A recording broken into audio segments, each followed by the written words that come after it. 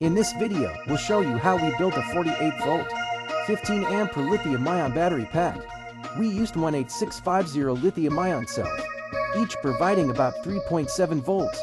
By connecting 13 cells in series, we reached 48 volts to achieve 15 amp. Multiple cells were placed in parallel, giving the pack both high voltage and sufficient capacity. All cells were arranged in holders for safety and proper alignment. Holders also allow heat dissipation, which improves battery life. For connections, we used nickel strips and spot welding. This method ensures strong joints without damaging the cells. Next, we added a battery management system BMS. The BMS protects against overcharging, deep discharging, overheating, and short circuits while balancing each cell for long-term performance. Finally, the pack was insulated and tested.